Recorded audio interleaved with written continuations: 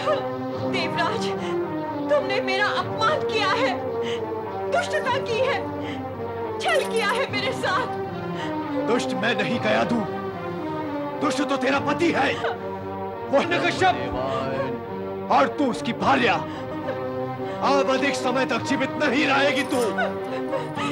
रक्षा करो, रक्षा करो, रक्षा करो, रक्षा करो, स्वामी, स्वामी, प्राणनाथ।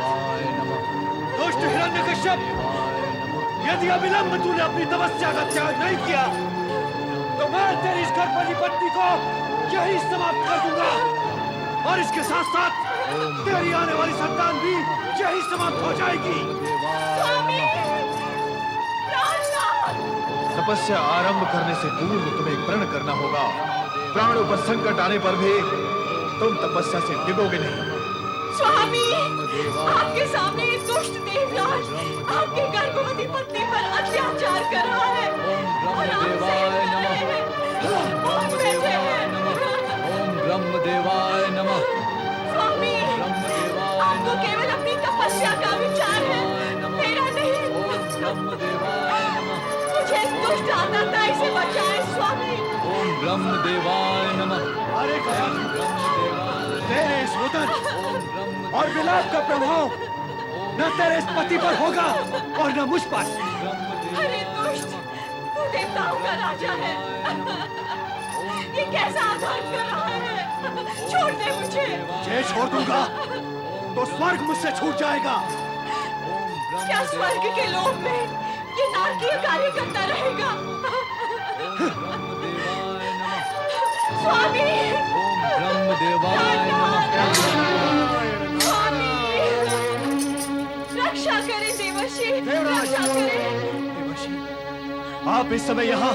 हाँ देवराज, दुष्ट तो यही समझता है कि उसके दुष्कर्मों को देखने वाला कोई नहीं, किंतु ऐसा होता नहीं देवराज। कर्म चाहे दुष्टता का हो अथवा धर्म का, वो अपने आने की घोषणा अवश्य करता ही है।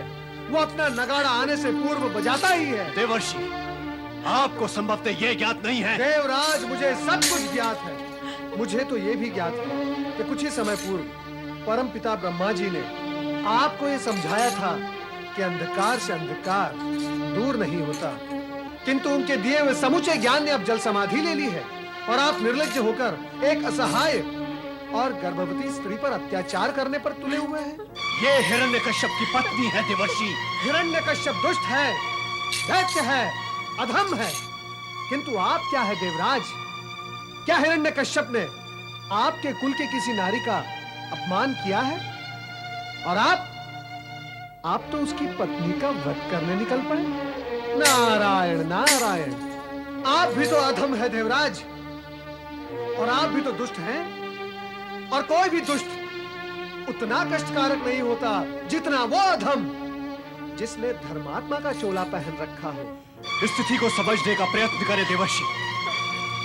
शत्रु की पत्नी को मारने में ही हम देवताओं का हित है। इसमें कैसी दुष्टता और कैसी लज्जा। आप इस विवाद में ना पड़े तो ठीक ही होगा मुनिवर। मैं यही इसका काम समाप्त किए देता हूँ। देवराज, कयादु को समाप्त करने से पूर्व आपको मुझे समाप्त करना होगा, और मैं ये भली भांति जानता हूँ कि आप मुझे समाप्त करने का साहस कदापि नहीं कर सकते। देवर्षि, आप देवताओं के हित का विचार ना करके दैत्यों के हित का विचार कब से करने लगे? देवराज, मैं न्याय नीति और दिन दुखियों का पक्षधर हूँ, फिर वो दैत्य हो अथवा दानव। इस समय कयादु के साथ अन्याय और अनीति का व्यवहार हो रहा है, और मैं ये कदापि नहीं होने दूंगा। यदि आपने कयादु को छोड़ा नहीं तो मेरे अतिरिक्त परमपिता ब्रह्मा जी और श्री हरि विष्णु का कोप भाजन आपको बनना होगा, और आपके हाथों से स्वर्ग सदा सदा के लिए परिणाम स्वरूप चला जाएगा।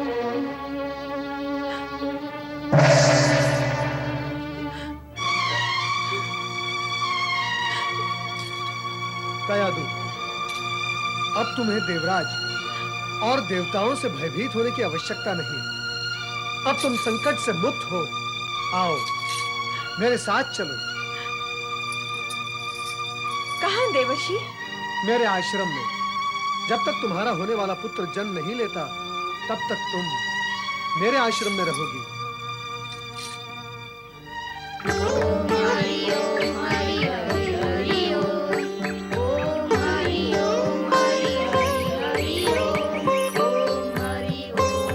प्रणाम गुरुवर। कल्याण प्रणाम माते। प्रणाम गुरुवर। प्रणाम गुरुवर।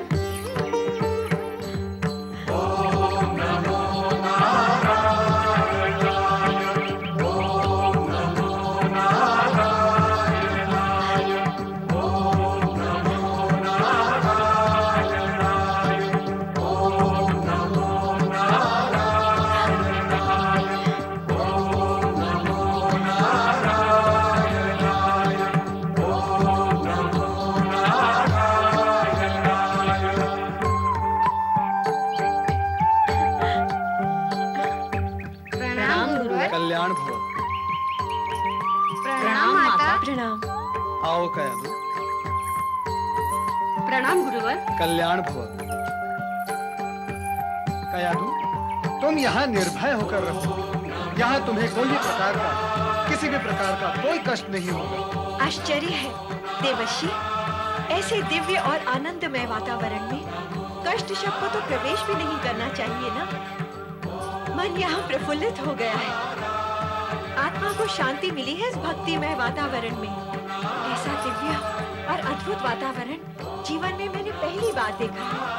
आत्मा की शांति ही तो प्राणी का चरम और अंतिम लक्ष्य होता है दैत्य रानी। आओ। तुम्हारे होते हुए गया तो गई कहाँ? धरती खा गई? आकाश निकल गया? हवा उड़ा ले गई उसे? अरे उसकी स्थिति क्या है? गर्भवती है वो, गर्भवती।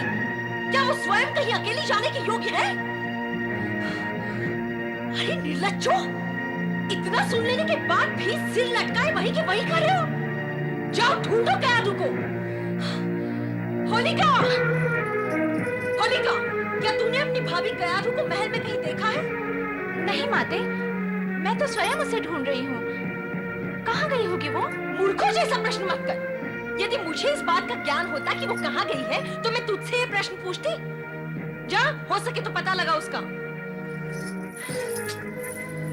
न जाने कहाँ गई है ये अभागिन। कहाँ जा रही हो होलिका? जाने वाले को रोकना टोकना अमंगलकारी होता है सेनापति। जाने दो उसे।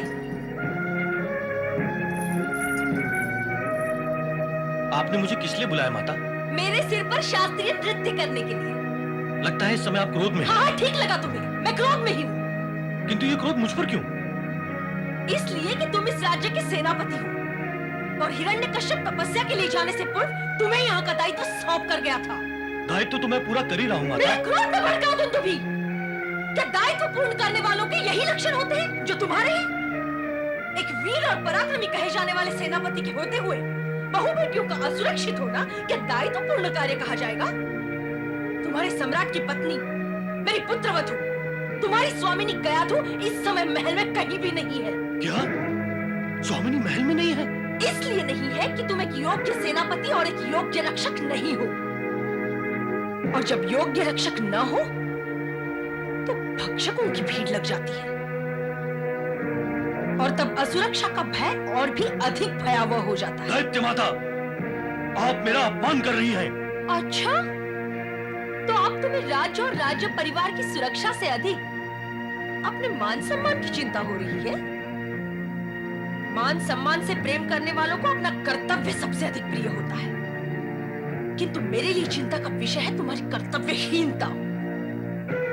जो सेनापति अपने राज्य कुल की रक्षा नहीं कर सकता, वो अपने संपूर्ण राज्य की रक्षा कैसे करेगा? दैत्य माता, आप मुझ पर दोष लगा रही हैं। जाओ, निकल जाओ यहाँ से और भविष्य में अपना ये प्रिय और श्रीमुख मुझे कभी मत दिखाओ। बस, अब और अधिक मैं अपमान सहन नहीं कर सकता। मैं भी नहीं चाहती कि तुम अपमान को वहन अथवा सहन करो। निकल जाओ, निकल जाओ, निकल जाओ, निकल जाओ।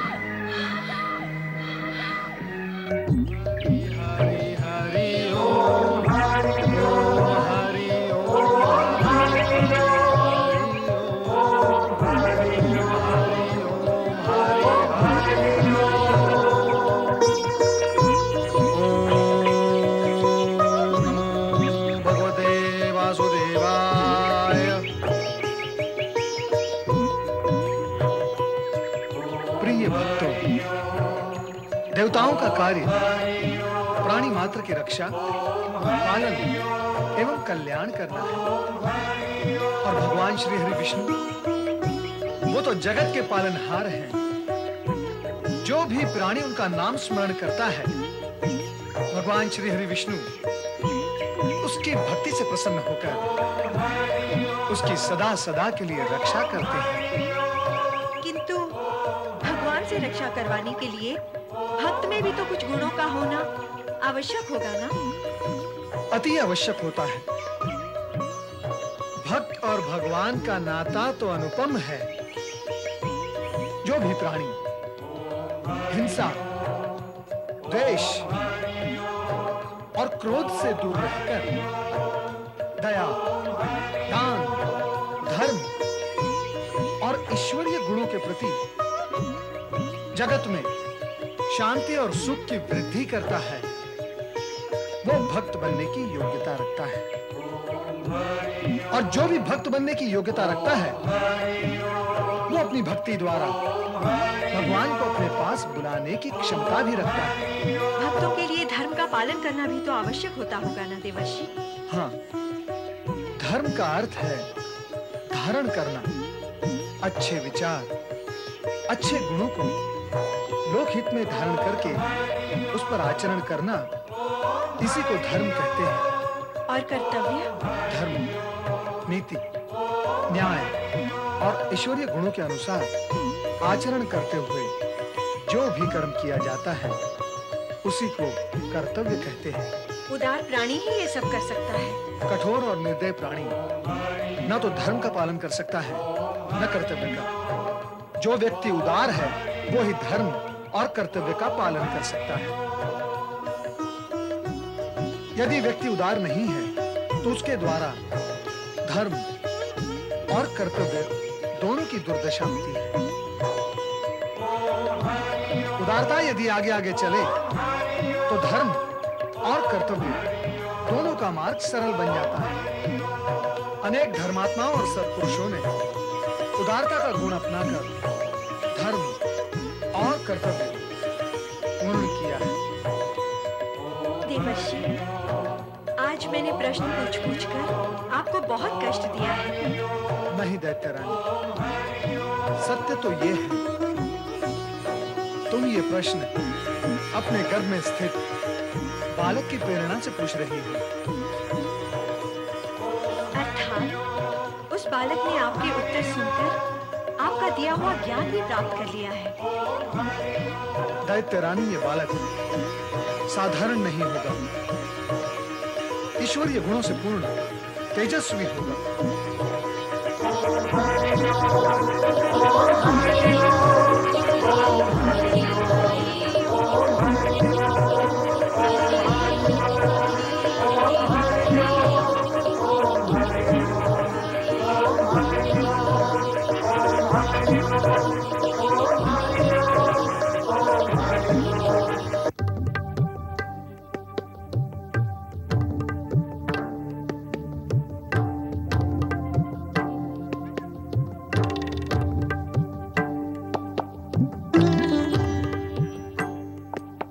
पति परमेश्वराय नमो नमः।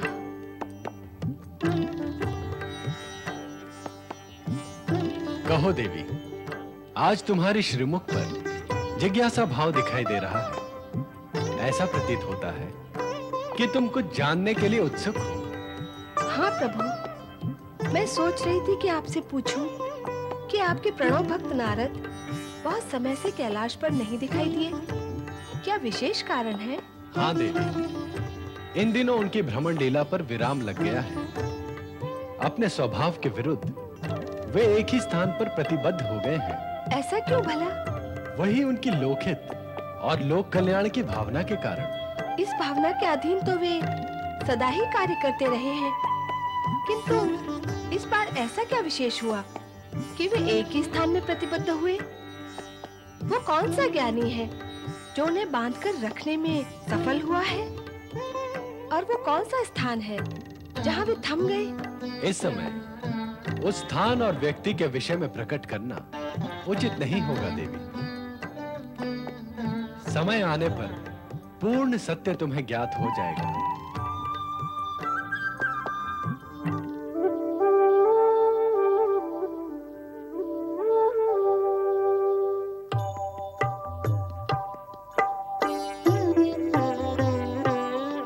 देवी कमला, तुम कुछ पूछना चाहती हो तो पूछती क्यों नहीं?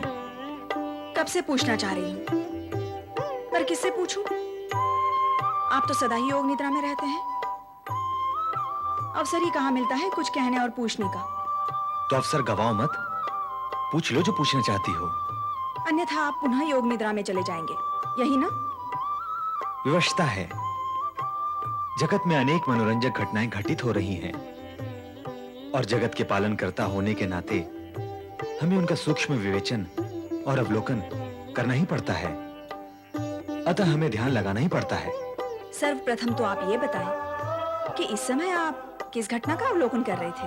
अवश्य बताएंगे, परंतु सर्वप्रथम तुम्हें यह बताना होगा देवी कि इसके पूर्व आरंभ में तुम्हारा प्रश्न क्या था। यह तो तुम्हारा दूसरा प्रश्न है। तुम्हारा प्रथम प्रश्न क्या है, उसका उत्तर देने से तुम्हारे दूसरे प्रश्न का उत्तर स्पष्ट हो जाएगा। अर्थात आप जानते हैं कि मैं क्या पूछना चाहती हूँ? अवश्य ही नारद के विषय में पूछना चाहती हो। हम स्वयं भी नारद से जुड़ी घटनाओं का अवलोकन कर रहे थे। ऐसा प्रतीत होता है कि हमें शीघ्र ही वहां पहुंचना होगा। कहाँ प्रभु?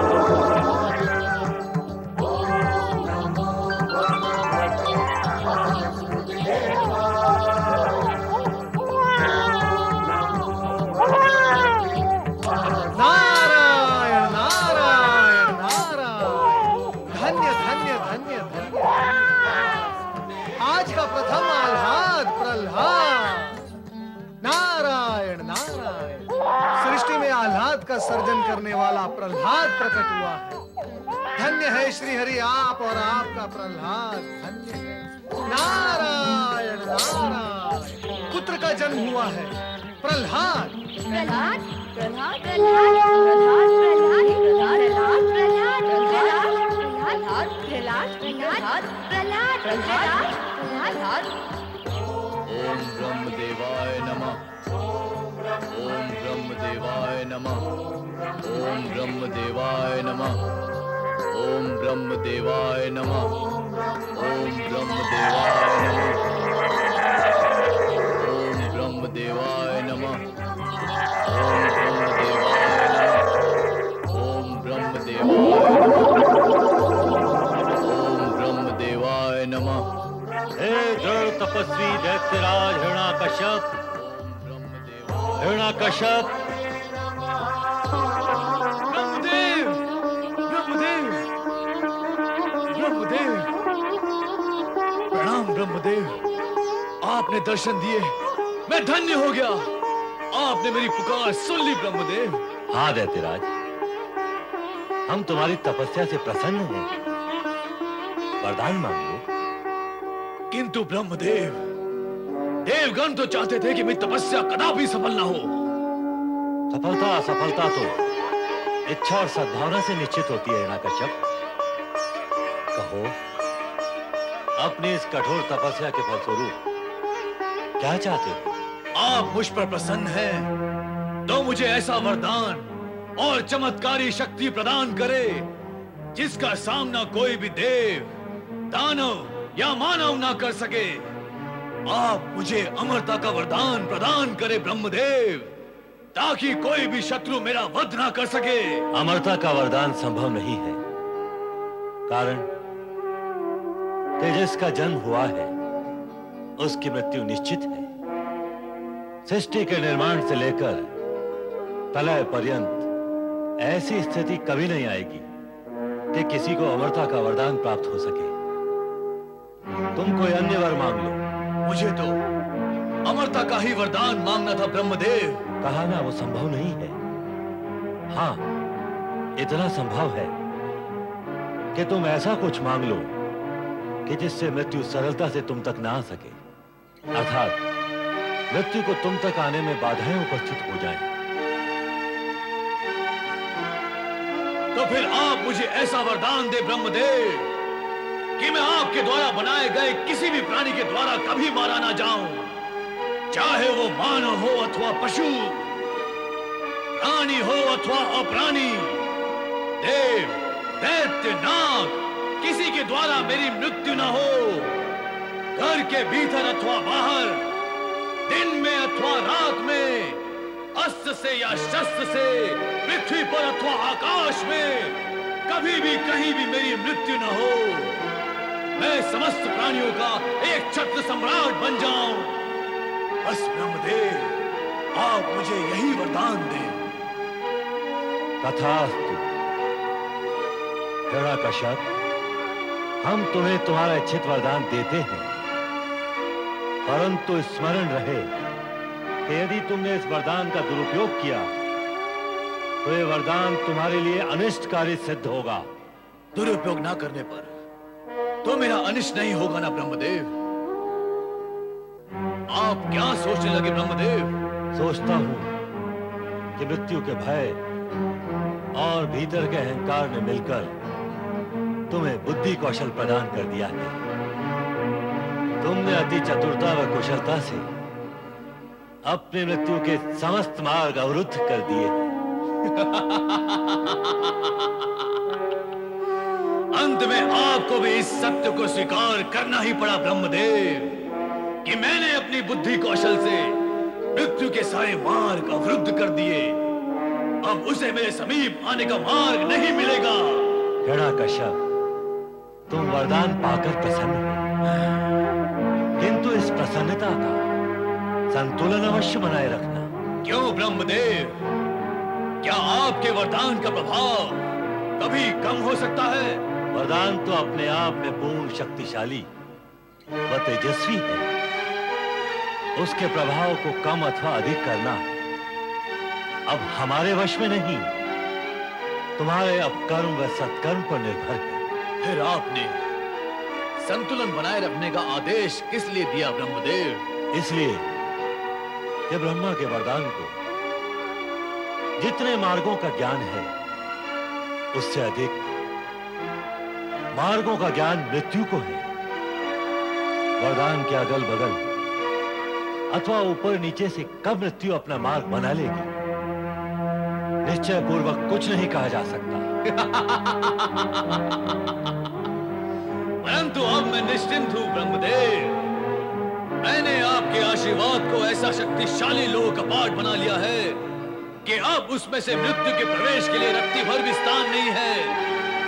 मैंने उस लोह कपाट को कसकर बांध लिया है ब्रह्मदेव, और अब मुझे मृत्यु का भय नहीं रहा।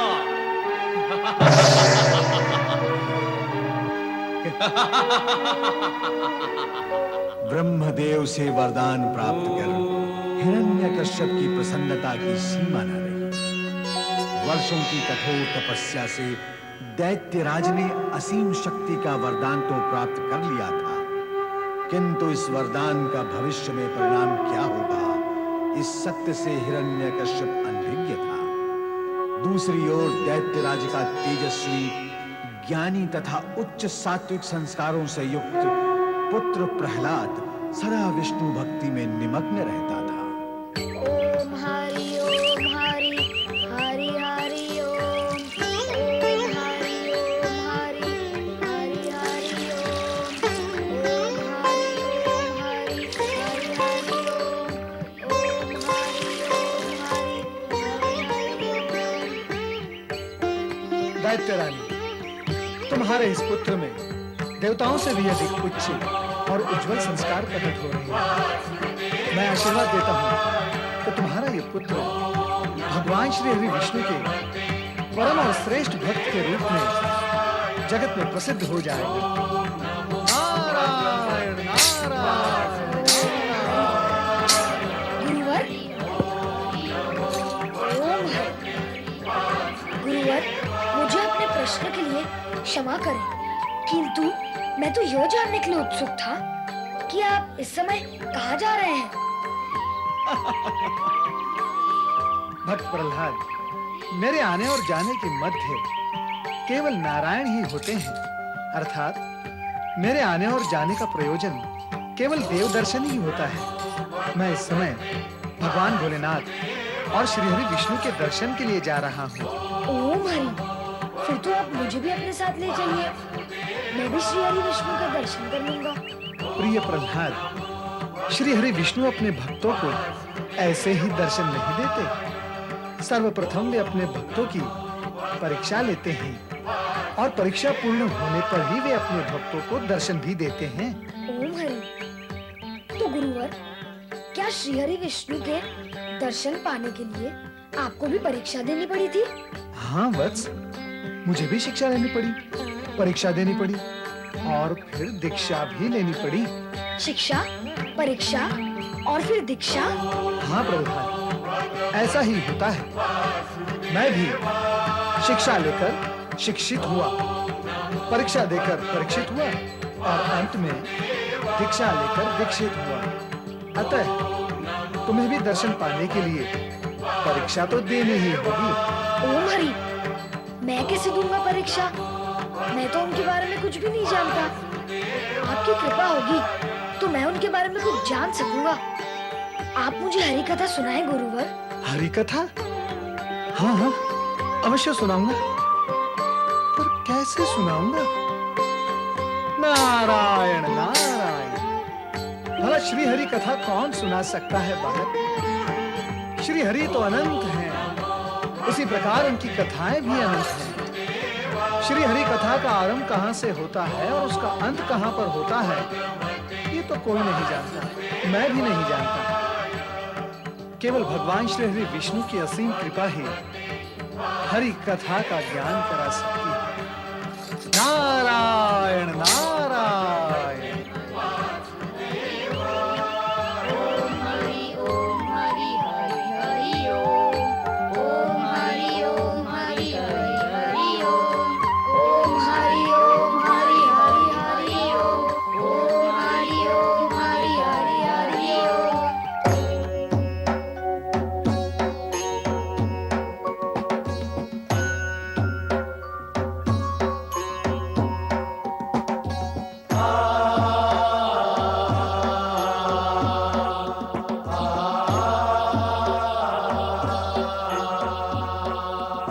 नारायण नारायण। ओम नमः शिवाय। भोलेनाथ, माता पार्वती, मैं बहुत समय से आप दोनों के दर्शन का लाभ उठाने के लिए उपस्थित नहीं हो सका, मुझे क्षमा करें। इसमें क्षमा मांगने की क्या आवश्यकता है नारद? कुछ कार्य या कारण ही रहा होगा, किंतु ये बताओ कि इतने समय तक आप थे कहाँ? माता, भोलेनाथ ने इस विषय में आपसे कुछ कहा नहीं? बार बार पूछने पर भी केवल इतना ही बताया गया कि किसी ने आपकी भ्रमण लीला को रोककर आपको एक स्थान पर प्रतिबद्ध कर दिया है। नारायण नारायण। भोलेनाथ, जब आप इतना सत्य बता ही चुके हैं तो शेष सत्य भी बता ही दे। तुम ही बताओ ना नारद। माता, मैं तो केवल अपने कर्तव्य का पालन कर रहा था। पर कैसा कर्तव्य? देवी, नारद ने एक दैत्य पुत्र को परम विष्णु भक्त बना दिया। इसी कर्तव्य का पालन हो रहा था। बस केवल इतने से कार्य व कारण के लिए इतने समय तक कैलाश पर नहीं आना हुआ? यह तो कार्य का शेष भाग था देवी। पूर्व भाग और अधिक महत्वपूर्ण, जिसमें समय लगा। इंद्र द्वारा पीड़ित हिरण्यकश्यप की पत्नी क्याधु की रक्षा कर नारद ने उसे अपने आश्रम में रखा। उसे धर्म उपदेश दिए, दिव्य संदेश सुनाए, मानवीय संवेदनाओं का परिचय दिया, ताकि उसके गर्भ में पल रहे शिशु में सुसंस्कारों की जागृति हो सके। नारद के ही सत्प्रयत्नों का परिणाम है कि प्रहलाद परम विष्णु भक्त बन गया है। अति उत्तम।